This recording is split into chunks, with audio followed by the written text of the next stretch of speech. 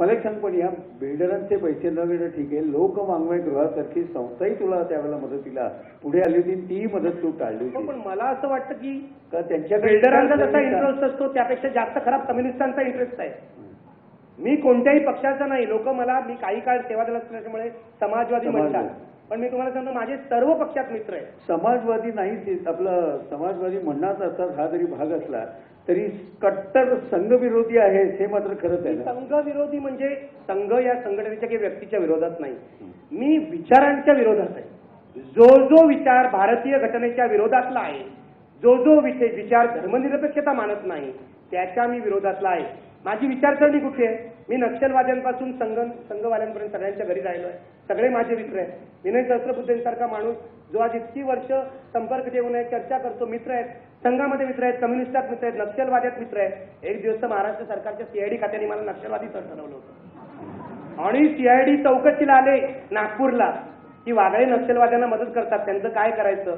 आमचा रिपोर्टर होता सुभाष शिर्के, तो म्हणा तुम्ही त्या वागळ्यांच्या नादी लागू नका, ते नक्षलवाद्यांपेक्षा वाईट आहेत, एक रुपया करू नका, तेव्हा तुम्ही त्यांच्या भानगडीत पडू नका, त्यांच्या नादी लागू नका. तर माझं म्हणणं असा शिक्का मारतात. मी कोण आहे हे तुम्हाला सांगतो संपादक म्हणून. मी खरंच सांगतो, मी एक उदारमतवादी माणूस आहे जो भारतीय घटनेवर विश्वास ठेवतो. मी उजव्या विचारसरणीचा नाही, मी डाव्या विचारसरणीचा नाही, मी मध्यम मार्गी माणूस आहे. मी एकेकाळी समाजवाद्यांबरोबर होतो, मी एकेकाळी कम्युनिस्टांबरोबर होतो, पण आयुष्याने मला हा धडा दिलाय की विचारसरणी प्रश्न सुटत नाही. माणसाचं नातं आणि माणुसकी, ह्युमन इंटरेस्ट जो आहे, ह्युमन राईट नावाची जी गोष्ट आहे ती प्रश्न सोडवते. म्हणून मला असं वाटतं मी जर आज कोणी असेल तर मी माणूसवादी आहे. माणूस जगला पाहिजे, मग उद्या तो कोणत्याही विचारसरणीनं जगला तरी मला चालेल. माणूस जगला पाहिजे ही माझी विचारसरणी आहे. ह्या सगळ्या खरंच आदर्शवादी विचारांचा नेहमी पाठपुरावा करणाऱ्या तुझ्यासारख्याला वर्गणी खूप शिल्लक वाटेल, पण माझ्या मनातली शंका म्हणून विचारतो. आता शिर्केचा उल्लेख झाला, तुझ्या इथला पत्रकार, त्याच्यावरून मला त्या पत्रकाराची आठवण झाली की महानगरमध्ये असताना एक काहीतरी बातमीच्या संदर्भात जोरदार रिॲक्शन उलटी आल्यानंतर माझ्या आठवणीप्रमाणे लोणे नावाचा पत्रकार होता आणि त्यावेळेला तू संपादक असताना ही लोणे नावाच्या उपसंपादकाची चूक आहे असा खुलासा तू छापला होतास. अंतिम सगळी जबाबदारी संपादकाची असताना तू त्या सहकारी संपादकाचा नाही, मी असं छापलं होतं की संपादक म्हणून अंतिमता चूक माझी आहे, पण मला त्या तरुण मुलाला दाखवून द्यायचं होतं की तुम्ही चुका कराल आणि स्कॉट फ्री राहाल असं होऊ शकत नाही. तुमची सुद्धा चूक आहे हे मी आज करणार नाही. त्यावेळेला मीही तरुण होतो, माझ्यातही रग होती. आता तो लोणे जो आहे तो माझ्या बरोबर आहे, माझा मित्र आहे, अमुक आहे तमुक आहे, पण तरी सुद्धा मला हे दाखवून द्यायचं होतं. आणि मला माझ्या टीम मधल्या प्रत्येक माणसाला हे कायम मी सांगत असतो की तुमचं चॅनल खराब झालं तर तुम्ही सुद्धा जबाबदार आहात. या चॅनल मधल्या प्रत्येक गुणाचं श्रेय तुमचं आहे, या चॅनल मधल्या प्रत्येक दोषाची जबाबदारी सुद्धा तुमची आहे. म्हणून ते मी दाखवून द्यायला केलं होतं. आणि मी हे सांगतो की त्या काळामध्ये म्हणजे ही जीवाला जीव देणारी माणसं जीव म्हणूनच मला ही सगळी मला मिळाली. माझ्यासाठी मार खाल्ला पोरांनी, मला मारायला आले 6-7 वेळा आणि या पोरांनी मार खाल्ला. म्हणजे ते कसे मारेकरी वेळ चुकवतात हे मला काही कळत नाही. दर वेळेला ते जेव्हा आता सकाळी 9 वाजता मी ऑफिसमध्ये नाही हे त्यांना माहित पाहिजे ना, त्याच वेळेला येऊन पहिला हल्ला केला. मॉर्निंग शिफ्टला जी 3 माणसं होती त्यांना मारलं. कशाला त्यांना मारायचं? तुम्ही निखिल वागायचं वेळापत्रक बघायचं ना काय आहे, पण आणि मग यायचं. एवढं सुद्धा प्लॅनिंग कसं करता येत नाही. एकदा त्यांनी प्लॅनिंग करून तुझ्यावर हल्ला करायला ते आले आणि तुझ्या इथे हल्ला झाला. तो हल्ला होत असताना तुला मारायला लागल्यानंतर तुझ्या भोवतालच्यानी त्याला हार्ट प्रॉब्लेम आहे असं सांगितल्यामुळे ते थांबले. मला हार्ट प्रॉब्लेम लहानपणी नव्हता, म्हणजे तरुणपणी नव्हता. मला हार्ट प्रॉब्लेम आहे, माझी बायपास झाली आहे, पण ती आत्ता झाली आहे 2 वर्षापूर्वी. पण तेव्हा असं झालं की एकदा हल्ला झाला तो इंडियन मर्चंट चेंबरच्या सभागृहात झाला आणि त्यांनी बाटल्या बिटल्या फोडून मला मारायला आले. पण तिथे जे लोक होते त्यांनी माझ्या भोवती कडं केलं आणि मला वाचवलं. 7 हल्ले आतापर्यंत झाले, प्रत्येक वेळेला मी वाचलो. माझी अशी आता श्रद्धा आहे, मी काय आस्तिक माणूस नाही, मी देव मानत नाही, माझी अशी श्रद्धा आहे की नियतीने मला वाचवलं. आणि जे लोकांमध्ये तुम्ही चांगलं काम करता ते जे गुडविल असतं त्या लोकेच्छेने मला वाचवलं. आणि समाजामध्ये असं कदाचित नियती ठरवत असेल की समाजामध्ये इतका अनाचार झालाय, हा एक माणूस थोडं बरं काम करतोय, याला जिवंत राहू द्यावं. त्यामुळे 7 हल्ल्यातून तर मी वाचलो.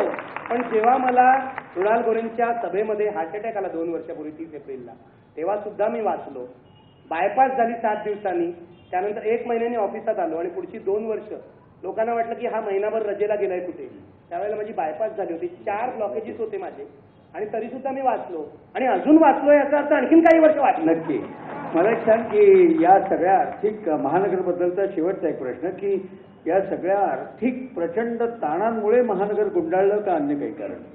नाही, आर्थिक ताणामुळे मला प्रमाणाबाहेर कर्ज झालं होतं, म्हणजे 1.5 कोटी रुपये कर्ज झालं होतं आणि मी सगळं गहाण ठेवलं होतं. घरादारापासून सगळं गहाण ठेवलं होतं. माझ्याकडे आणखीन काही गहाण ठेवायला असतं तर मी ठेवलं असतं, पण काहीच नव्हतं. बायकोचे दागिने गहाण ठेवले, घर ठेवलं गहाण, गाडी ठेवलं, सगळं झालं गहाण ठेवून. आता बँक म्हणजे आता काय तारण द्याल? आता काहीच नाही.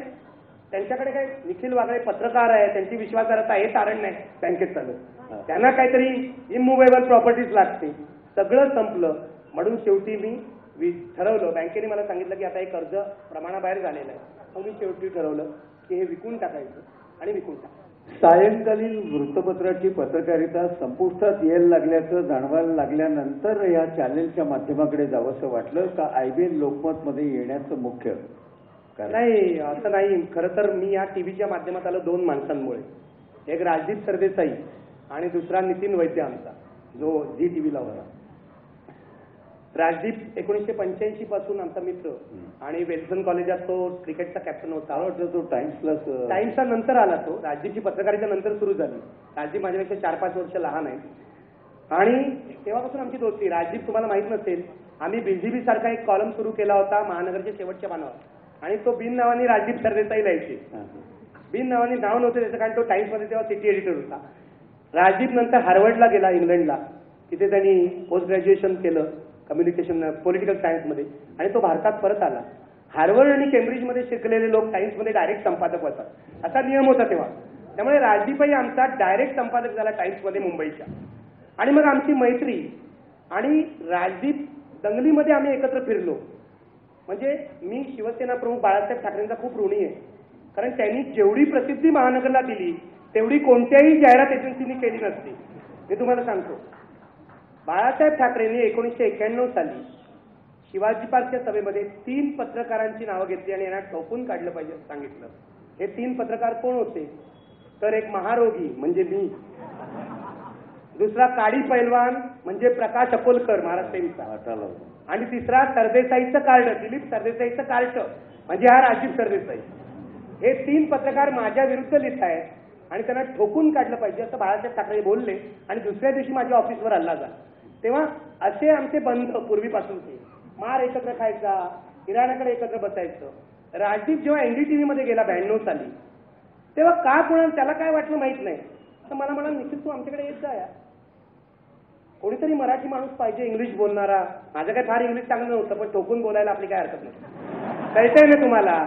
आपल्याला काही स्टाईल बिल जमत नाही, काय म्हणतोय कळतंय ना, पुरे झालं. पण त्यांनी मला 92 सालपासून दिल्लीला बिग फाईट नावाचा तो कार्यक्रम करायचा, तुम्हाला आठवत असेल बिग फाईट. त्याच्यामध्ये बोलवायला सुरुवात केली. तिथे राष्ट्रीय नेते असायचे. प्रमोद महाजन बरोबर माझा वाद झाला. इतर नेते, एकदा अमरसिंग आणि तुमचा हा नितीश कुमार यांच्याबरोबर त्यांनी मला बोलवलं. तेव्हा खऱ्या अर्थाने राष्ट्रीय प्लॅटफॉर्म त्यांनी मला टीव्हीतून उपलब्ध करून दिला. नंतर मग एकदा मी तिथे पडद्यावर दिसायला लागला. तुम्हाला माहिती आहे साथीच्या ह्याच्यासारखं असतं. आमच्याकडे माणूस दिसला की झी मध्ये जातो, झी मध्ये दिसला की स्टार मध्ये जातो. तसं मी NDTVत दिसायला लागल्यावर आणि राजदीप सरदेसाई, बरखादत आणि प्रणव रॉय मला बोलवतायत म्हटल्यावर मग बाकी लोक बोलवायला लागले. मग मला शत्रुघ्न सिन्हा शो मध्ये बोलवायला लागले. मग किरण खेरचा शो होता त्याच्यामध्ये बोलवायला लागले. मग प्रियानी शो सुरू केला. प्रिया म्हणजे आमची तेंडुलकर, ती आमची मैत्रीण. तिने शो सुरू केला. तिच्या शो मध्ये जाऊन एक 10-12 वेळा मी मारामारी केली. तर हे अशा प्रकारे टीव्हीशी माझं नातं 92 पासून. पण मी कधी अँकरिंग केलं नव्हतं. ते अँकरिंग मी केलं तारामध्ये. तारा नावाचं एक चॅनल मराठीमध्ये सुरू झालं होतं, जे 1 वर्षात बंद झालं. रतिकांत बसूने ते चॅनल सुरू केलं होतं. आमने सामने नावाचा प्रोग्राम मला नितीन वैद्यने तिथे दिला. नितीन वैद्य आणि प्रकाश भाळ होते, त्यांनी मला दिला आमने सामने नावाचा प्रोग्राम. पहिल्या प्रोग्राममध्ये भुजबळ विरुद्ध राणे अशी मस्त झुंपली ना की नितीन वैद्य म्हणाले पुढचे प्रोग्राम तूच कर. असा माझा टीव्हीचा प्रवास सुरू झाला.